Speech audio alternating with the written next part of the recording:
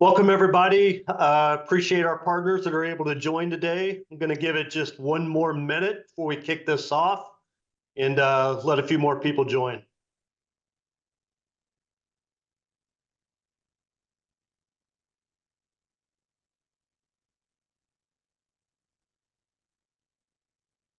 All right, I guess we won't wait quite a minute, but we'll go ahead and get started. I'm actually coming to you from Philadelphia today. I'm in the same office as Jevin, who you see on the call here. He did promised that while I was in town, he was going to approve a lot of non-QM loans, him and his team. So send as many in as you can over the next couple of days. We always appreciate your business.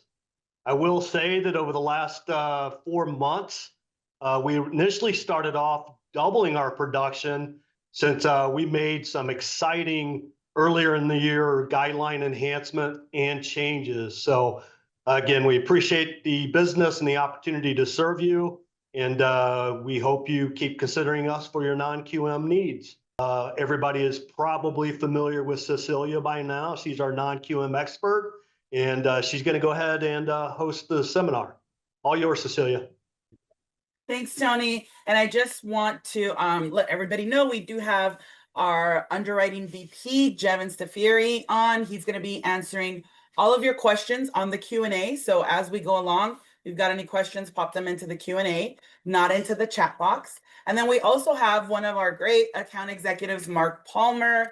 He's big in the non-QM space as well, and he's going to give us some feedback as to how he deals with first-time home buyers. So let's go ahead and get started. Again, this is all about how we are working with our first-time home buyers with non-QM, right? And one of the biggest topics for first-time home buyers is affordability.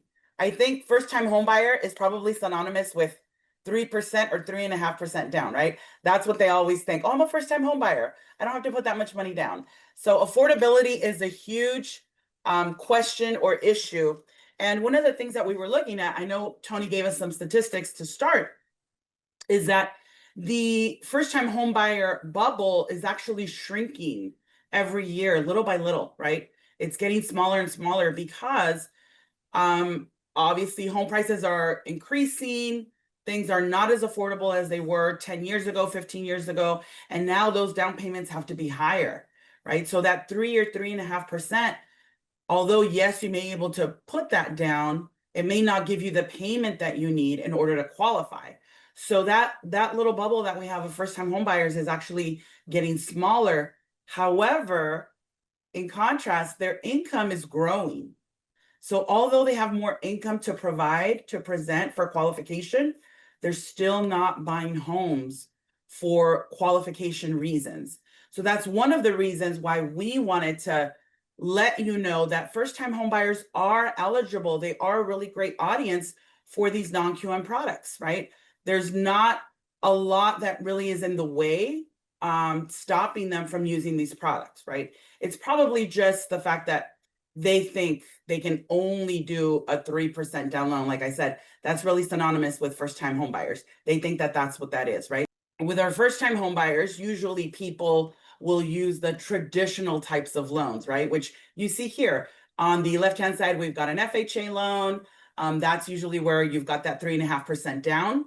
You've got MIP, your mortgage insurance premium that you have to finance. You also have the monthly PMI included into the payment, right? So that, although the down payment is smaller, it might be more affordable for the borrower in terms of what they have. That overall payment is actually made larger because you've got a bigger loan amount, right? Because you're financing the MIP and because you have the monthly premium as well, right? On the right-hand side, you'll see an option for an agency loan, right? Our conforming loans, which is a Fannie Mae loan, a Freddie Mac loan, right? There, we're not financing the MIP. However, we still have monthly PMI to include for. You can do the 3% down, but there's a lot of other variables with our agency loans, right? The area medium income, the county limits, conforming limits, high balance, what kind of loan amount it is, right? All of those things come into play. And I think a lot of people do not necessarily, I don't want to say complain, but they do talk about the fact that, hey, these loan amounts are not enough to cover us in certain areas. Mark, I know we have you here. You're in an area where it's probably a little bit more expensive. Can you speak to that? How some of these conforming limits maybe hold you back from moving forward on an agency loan? Yeah, absolutely. So obviously the limits in New York are pretty decent, but still, with the price of the properties these days, you need to, to qualify for a bigger loan. And a lot of the loans, a lot of the people, they're savvy. So yes, they're making money. So they need to find alternate ways to qualify, like a bank statement program, an asset qualifier, depletion, things like that that we're going to talk about. So that, yeah, that's a huge factor. Just finding roundabout ways to qualify for the loan size that they're going to need, even as a first-time home buyer. Yes, exactly. So for us, just kind of taking a look at these two quick scenarios, right, which are usually the most popular, the 3% and 3.5% down, we want to find a way to make it a little bit easier for our borrowers, not necessarily just with the down payment, but with their overall monthly payment, what they're going to pay back, and also with what they're going to provide. So we want to give you solutions on how we can simplify that, right? Simplify the process of qualifying your first-time home buyers. And that's where non-QM comes in, right? That's where non-QM says, okay, you didn't qualify the traditional way, not a big deal. We know that it's a good borrower, they've got good credit, they've got good income, they've got their down payment.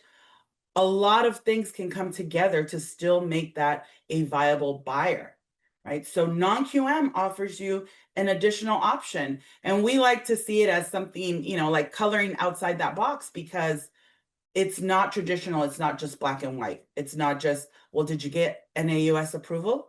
So much more than that, right? So these are manually underwritten loans where we are going to actually focus on the income, the credit, the overall compensating factors for that buyer and say, yes, absolutely, this is a quality person. Let's go, let's make them eligible for purchasing a home.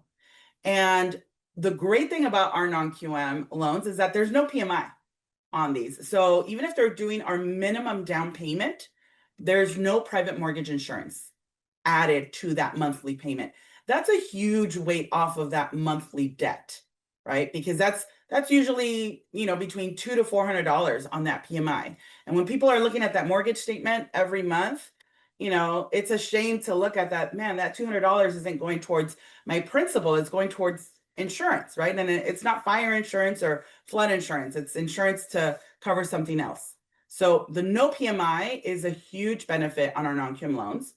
And then other things that we do is allow for more unique properties like non-warrantable condos. And still, if your buyer doesn't have enough down payment, they can get a gift, right? They can get a gift from their family member as long as they're bringing a certain portion themselves, maybe at least like 5%. The other portion can be gifted. So we do allow for gift if your buyer doesn't have enough money for that down payment. One of the biggest things is that people assume that if they're not doing a government loan, maybe like a VA loan or an FHA loan, they're going to do any other type of loan, they need to bring a really big down payment, right? 20%, something like that, right? And that's actually not the case. With our non-QM, we allow for as low as 10%, which is what you just saw is the median down payment anyhow with most of our buyers, right? That 10%, that will get you through the door as a first-time home buyer on our non-QM products, right? If you're buying your own home, a home that you're going to live in. Another thing is that a lot of people assume that they need a really high credit score. They need an 800 credit score or, a 780, things like that.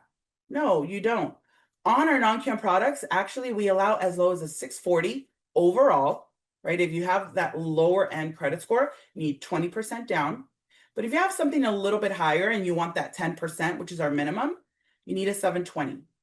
And 720 is good credit. It's not excellent. It's not that 800 score, but it'll still get you through the door with 10%, right? And then the other thing that a lot of people worry about is, well, I don't have all the money myself, right? I have this amount in savings. I have this amount in my 401k, but I don't have all the money for the down payment. My parents want to help me. Is that okay? Absolutely. A lot of people think that they can't get the help. Yes, you absolutely can. We allow for gifts from a family member on our non-QM loans. So if you're getting a really big assist from your family, right, like 20%, you don't have to bring anything to the table. Your family can give you the whole down payment. If you're doing a smaller down payment, like 10%, you want to bring half, and then your family can bring the other half, right? So 5 and 5%. So these are things that are going to make it a lot easier to get that first-time home buyer through the door with a non-QM loan. And a lot of people don't realize that non-QM can be that easy. They feel that, no, there's something else that I'm missing, but in reality, these loans are fairly easy to get done. All right. So Hey, let's talk Cecilia, about, while we're on the 10% down, yes. I just don't, there's something that was in the slide before that I want to make sure that people are focused on. This is all 1 through 4 family and condo and co-op. So the 1 through 4 family is a huge deal with 10% down. I know that FHA does it, excuse me, but self-sufficiency has become a major issue with the rates where they are. So that's kind of wiping out 3 and 4 families for FHA. Conventional, you can only go DU, and getting the DU approval with 5% down or 10% down on a multifamily is tough. So it's just keep in mind that same pricing, same everything, 1 through 4 family, with the potential to do 10% down, condo as well, non-warrantable condo as well. And our condo department, co-op department are really easy to work with. So we'll know ahead of time whether the building's approved or what our options are as far as products go. So I just wanted to make a point of that the 10% down or 15% or whatever it may be, it's for all of those property types, which is a really big deal. Thank you, Mark, for pointing that out. And you're absolutely right. We do have it listed there at the bottom. Units purchased with no self-sufficiency required. So basically what that means is if your buyer's buying a 2-unit, 3-unit, 4-unit, whatever it is, they're going to live in 1 unit.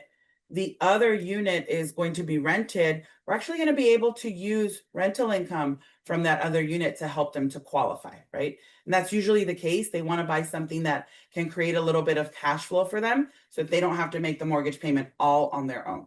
It's a great point, Mark. All right. So let's get into what we're actually looking at for our first-time home buyers. What are the kind of things that we look for? Yes, we look at credit score, we look at their down payment, but we want to see, okay, if you are getting a gift from a family member, how much are you getting? Like I said earlier, if they're doing a big assist from the family, 20%, then your buyer doesn't have to bring anything. If they're only doing 10% down, you want to go half and half if they're going to get a gift, right? 5% the buyer, 5% from the family.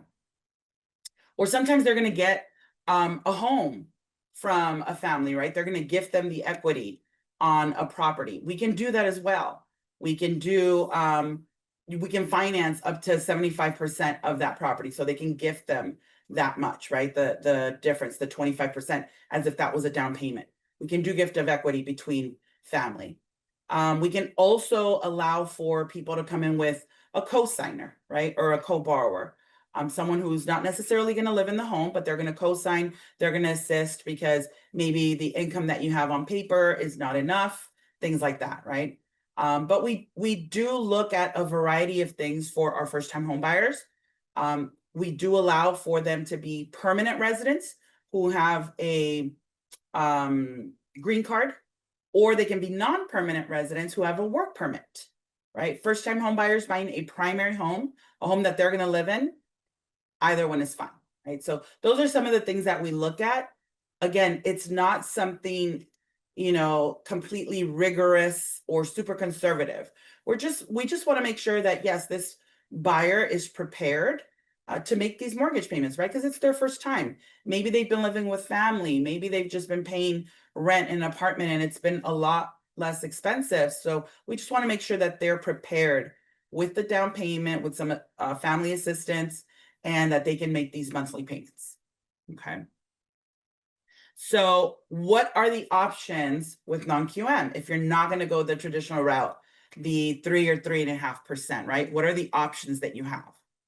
And with our non-QM, we have 2 products with our lower down payments. Now we have other products where you can put first-time home buyers, but if we're looking for the lowest down payments, it's going to be these two products right here. We call one SmartSelf, and that's where we help our self-employed borrowers use different types of income, right? Not the traditional stuff, not the taxes and tax returns, but where they can use bank statements to qualify, right? We look at those deposits.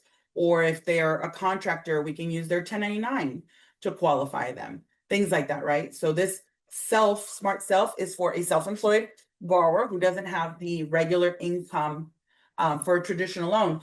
And I bring this up because I know that in this first-time homebuyer world, it's a big deal when your loan officer or your realtor tells you, hey, you're going to have to amend your taxes. Your taxes don't show enough income. You didn't report all of your income, or you reported too many losses. You're going to have to amend your taxes. So this product is actually going to stop you from having to do that. You're not going to have to get, your buyer to amend those taxes. You can actually use bank statements to qualify their income, right? So this one, you can do as low as 10% down. First-time home buyers, we can do a loan up to 1.5 million, as long as they've got that 720 score. Yes, it can be a 4-unit property. It can be a condo, whether warrantable or non-warrantable. And remember, there's no PMI on these loans. Okay. Then we've got our more traditional product, SmartEdge, and that one is for the person that has their regular income, right? They really don't have much of an issue with their income. Maybe they're retired, they've got, SSI or pension letters, and they're going to buy a home for the first time. Or they are self-employed, their taxes are perfectly in line, or they have a traditional job, right, where they get a pay stub and a W-2. It's more the traditional side of income. Same thing, you don't have to do anything extra with the income or provide any additional reserves or stuff like that, right? It's just the regular 10% down payment. That's our minimum. If your buyer has the whole 10%, that's excellent. If they only have half of it, they can get an assist from their family with the other half. Absolutely fine. And again, you can buy that 4-unit property if you want and make some money on the other units if you're going to live in one. So these two products make it very easy for our first-time home buyers to put the minimum down with no PMI and, either use their traditional or their non-traditional forms of income verification. We're trying to make it as easy as possible for them. And there's no income limits, requirements. Obviously, they have to pass a debt ratio, but there's no limits as to the county for the loan or anything like that, right? So we can do up to a $1.5 million loan. And actually, if we need a little bit more, we can look at making an exception for our first-time home buyers. We actually do make loans higher than that. Our loan amounts go to $3.5 million, but that's usually reserved for borrowers that already have a seasoning, right? Meaning that they're already homeowners. If you're a first-timer, we limit you to $1.5 million. But let's just say you live in an area where the price is going to be a lot more than that, then it's okay. You can talk to your loan officer or your account executive, and we'll see about doing an exception for that loan amount. All right. Okay, and we have two scenarios. We're going to go with our SmartEdge scenario. And this is a very typical scenario. I know that Mark can attest to this. We have a lot of people that start off with their purchase on the agency side with a traditional loan, right? Just wanting to do the regular because, that's what they're used to. And maybe somewhere down the line, maybe 2 weeks into contract or something like that, they realize that what they have to provide, whether it's their income or their credit, their down payment, is not enough. So here's a scenario where we have a buyer who's been living with her family, saving up money to buy her first home. Her family's going to help her. They're going to give her a gift for a portion of the down payment, and she is looking for homes. But she needs a little bit more money than what is in her 401k, and then a little bit more than what the gift is, what she's getting, right? So with 10% down on a traditional loan, she's going to have PMI, and that makes her payment a lot larger than what she could truly afford, right? Maybe the numbers are passing in terms of debt ratio because it's looking at a gross amount, but this borrower just doesn't feel comfortable. They're like, no, this payment is just way too high, right? There's that PMI, and I'm still doing 10%. I'm not even doing the 3.5. What else can I do? So this is where, for example, Mark, right? You would come in and say, wait, actually, can move this loan to our SmartEdge product and use some of the things that we've got in our non-QM panel to help the borrower along. Mark, would you say that this is a pretty typical scenario that you get where we've got to move over? Yeah, absolutely. The thing with the Smart Edge, it's a full doc program, but there's more flexibility as far as what we can use for income, not having to follow the findings, having a manual underwrite, and then again, not to stress it too much, you're helping the client with the no PMI. So absolutely, full doc to full doc, but yet more flexibility. Yes.